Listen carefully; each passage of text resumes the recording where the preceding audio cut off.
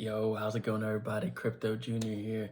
So, had a great conversation with a friend of mine, Nefertiri, which had invited me to come on board and speak a little bit about cryptocurrencies to her St. Joe's class. And one thing that we talked about was the difference between, Web1 to Web3.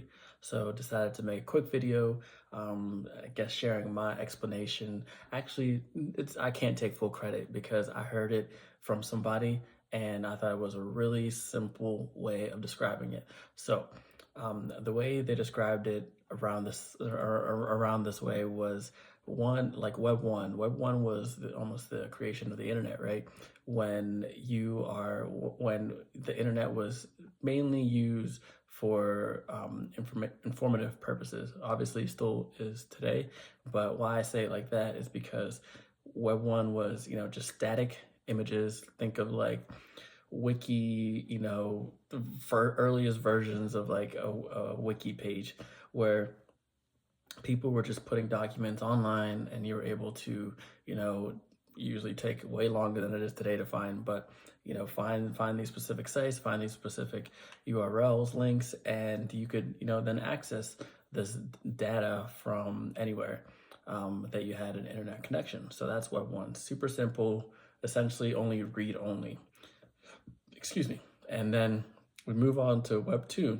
So this was now the introduction of, let's call it like databases and data entry, being able to not just being able to essentially interact with these web pages. So being able to push and pull data from these web pages. So think about, login systems now, like when you go in, you can log into your account and then you're now greeted with information about your account, your transactions, your activity, whatever the case may be. You're now able to have a more personalized experience on the web.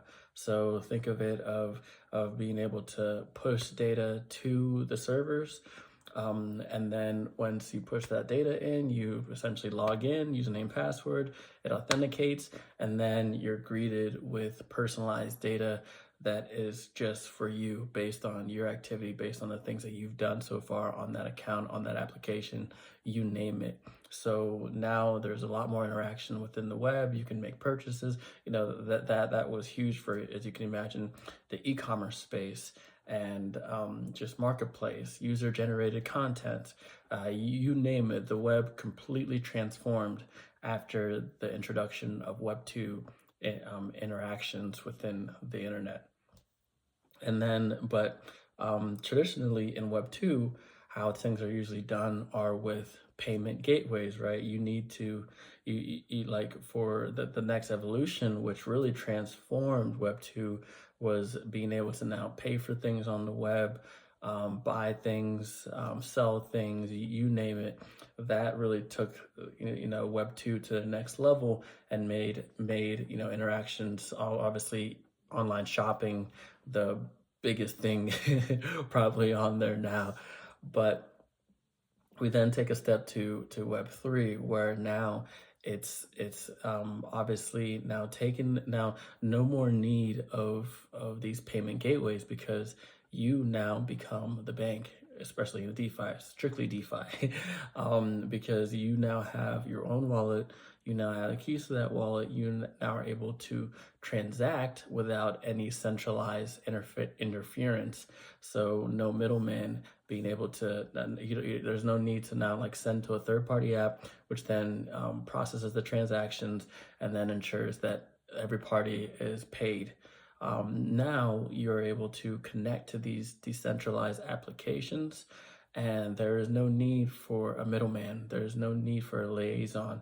It's just you and the other person, you and the other entity of that application. Obviously now bringing true ownership, true transparency to the process.